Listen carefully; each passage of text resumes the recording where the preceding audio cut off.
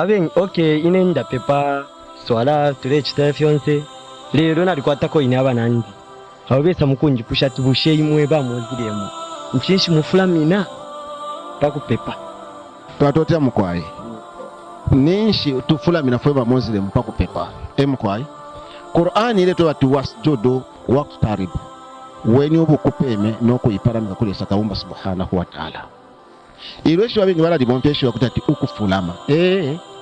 lishu ile babompya bene lero lishu litwa ati ukuwa obukupeme kibemba kyakwirika bwino ukubwa obukupeme no babene balavuga ati mulafulama emukwaye lese watu batule kitafirya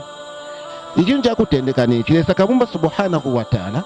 alesa mu Qur'an kulando kuti ati wasi'a kursiyuhu samawati wal ardh lesa ali sumbule chipuna chakwe mulu nechalo so ilo lesa asumbula omulu wakwe mulu na chinshi nechalo na twasesa kuli Bible mwamona lesa alenda kuti ati nomase milimu yabatumwa 7 nomasesa kuma 40 chako tinilo kuli eza 58 padya mwamona alenda kuti ati ninganda nsho mwinga nkodi amona umulu echipuna chandi ero nechalo pona bika amakasayandi icho chilanga kuti ati Bible na Qur'an apafilifia wikishana kuti ati leso mulu wakwe chinshi mulu nechalo so icho chilanga kuti ati ilo omuntu wawo obukupeme Bible nda ati umulu ichalo pona bika makasayandi so ilo wavule mpumi yobe wabika panshi padya meaning wabika kumakasaya kwa nani ya kwa lesa meaning waichefya ukuyitula kuli Kaumba lesa obe subhanahu wa ta'ala ero watampa okupapata chimunga fira wali kwataba fyashi bobe waba lufyanya ero fyashi bobe bakutamfya tufuma pano iwe shile kufaniro pano no wangona wile fintu ifingi sana ero wanombe chiye yeye pano mayamiaka wayabwera kwa kuntu waya mukululumba wasasanga bafyashi bobe wasakwa fyashi bobe ero wawa kumakasa yabo mwe bafyashi na papata njerereni chishawo fyashi bobe ngate kuti bakumfwa yopadi bali abantu nimbi mwali abana banga babiri mwarufere kwa fyashi benu bamitamfya mwayechi yeye ero mwayabwera umbi Aisha kuba fyashi eshida leshana na papata njerereni ero na umbi naye na Aisha wakumakasa yaba fyashi bakwe padi bali abana babiri walango mchinshi ni nani so ukuwo bukupeme cyanga muchinshi kwesa Kaumba subhana kwa because adati wasjudu waqtaribu because nga mwadusha ne rukuri Yesu wine iro ashe tukona buri obuchushi bakupelekesha baade fo kumwipaya aide kulupirwa getsamina basambi bako nga mwaberenga Mateo 26 verse 39 padando kuti ati aide kuntaship anono awi yobu kupeme alepepa tata ngatabe chinga kitwaleke ino rukombo rupitepo paline nani ni Yesu ali wili obu kupeme nima Yesu ngali wili obu kupeme paline na Yesu mutindamini nani ndiko twaisho kuti ataba muntu wakola tabakwete sambi Yesu takwete sambi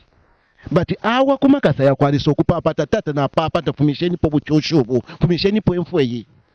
ngaine mazombola icho nala yumfuira nkani okuwa obukupeme kudesa ni chinshi nkani okubike mpumya ndi kumakasa ya kwaliso twise tuloleshe bambi ni bana ngatwabirenga Nehemiah chapter 8 verse 5 to 6 ile Esra akupukuire boko kumenso ya abantu bonse pantu ali pamulu abantu bonse kai kabiri ilo ali kupukuire abantu bonse bali imine Esra atindike Yehova alesa mukulu na abantu bonse bali asuka bati amen ero bakonteme no kushinshi muna Yehova ifinso fyabo panshi nabena bati shibire finso fyabo panshi iyo ni Nehemiah chapter 8 verse 5 to 6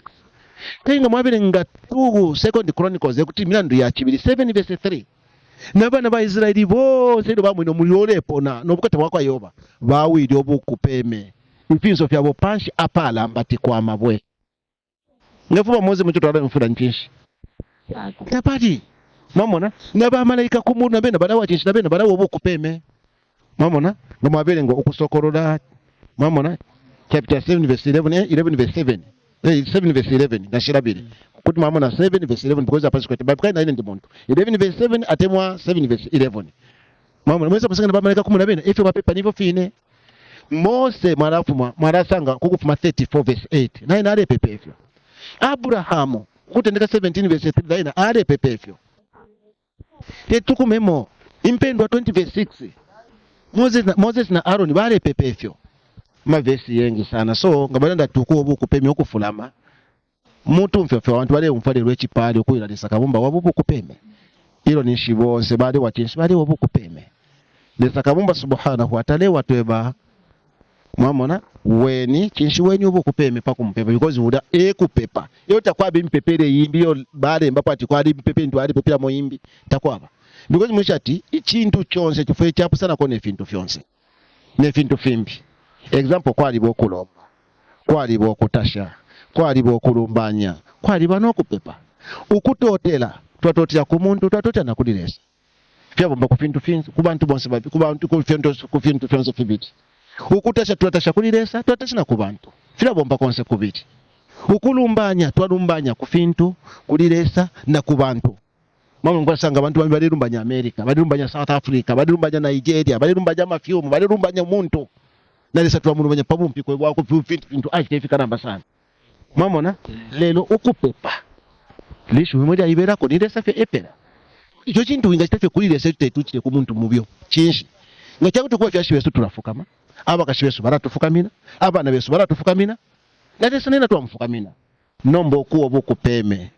nero mukashobete tusuminesha kuiro bokupeme because bochinda mufuro kuchitafukusa kulilesa fe epera mamona nero mufya shobe bawiso tetuba wiro bokupeme ubuchinji pa uchitafena ndesa kabomba because buchinda miwaperekesha bakateka tubafukamina nokuwa bokupeme kutuwa bawiro bokupeme answer no because muchinshi waperekesha pamichinshi yonse lesanda tu wasjudo wakataribu kabiri wobu kupeme noko iparamika kulesa kabomba wako pesa mbali ya charo echo ukasangira wabu uchinde miwaperekesha yako kulesa kabomba chifureti ya bomba fikuli nani kulesa feo epera kabomba subhanahu wa ta'ala babatu ebeko because mukasangale rumapati abantu badeshana lero mafirongani obambi bamibadeshana pabuinga abantu balashana nomba echara lengo kutekanya na lesa kabomba icho winga chiti ya lesa icho tetuchito muntu muyo chinshi kumuwira shobo kupeme fechapa mkwai na tote